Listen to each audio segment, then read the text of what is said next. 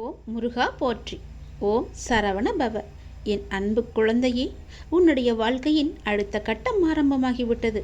இது மகிழ்ச்சியாக உனக்கு பிடித்த மாதிரி நான் தருகிறேன். நீ எதை வேண்டி என்னிடம் வந்தாயோ அது வரும் அமாவாசைக்குள் உன்னை வந்து சேரும். நீ மகிழ்ச்சியாகவே இருப்பாய். இது சத்தியம். இது என்னுடைய சத்திய வாக்கு. கர்மங்களையெல்லாம் குறைத்து கொள்ள ஒரு எளிய வழி சொல்கிறேன். அதை நீ தைரியமாக அனுப்புவது மட்டுமே. நீங்கள் எப்போதும் என்னை நினைத்து என் மேல் நம்பிக்கை கொண்டிருந்தால் அதை அனுபவிக்கும் சக்தியை நான் கொடுக்கின்றேன். அது துன்பம் என்ற எண்ணம் உன்னில் ஏற்படாமல் நான் பார்த்து கொள்கின்றேன். உனக்கு நல்லது நடக்கும்படி நான் அதை செய்கின்றேன். நீ முதலில் பொறாமை என்கின்ற வேண்டாத குணத்தை பொறுத்தவரை நமக்கு எந்த லாபமோ நஷ்டமோ கிடையாது என்பதை நீ அறிந்து கொள்ள வேண்டும். பொறாமை என்பது இன்னொருவருக்கு கிட்டியிருக்கும் லாபமோ அல்லது பலம் கண்டு நமக்கு தாழாமல் ஏற்படும் எண்ணம்தான்.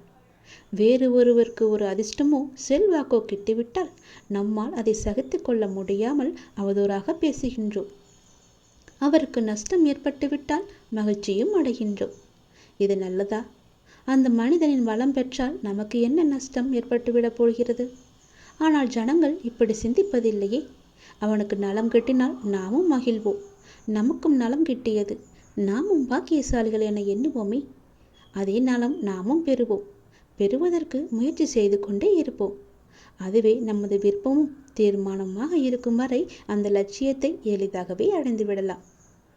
நம்மிடமிருந்து அவன் எதையும் எடுத்து செல்லவில்லையே. ஒன்றும் கிடையாதே. அவனுடைய கர்மாவின் பலனாக அவன் வளம் பெற்றான். அப்படி இருக்க அதை கண்டு நாம் ஏன் பொறாமைப்பட வேண்டும்? ஆகவே முதலில் பொறாமையை வென்று விட வேண்டும். அதை தூக்கி எறிந்து விடு. உனக்கு நெய்ய வேண்டியதை நான் செய்கிறேன். உன் வாழ்வின் அடுத்த கட்டம் இந்த நொடி முதல் ஆரம்பமாகிவிட்டது.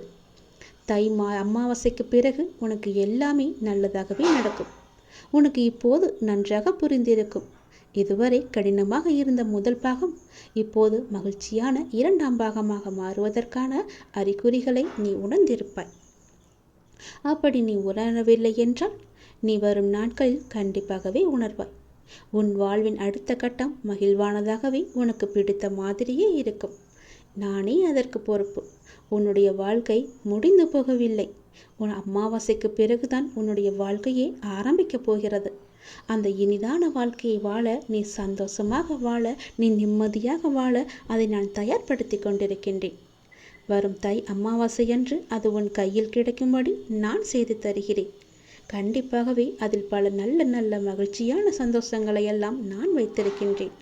அதை அனுபவிக்க நீ எப்போதும் போல தயாராக இரு. உனக்கு வெற்றி கிடைக்கும் நேரம் வந்துவிட்டது. மனம் தளராதே.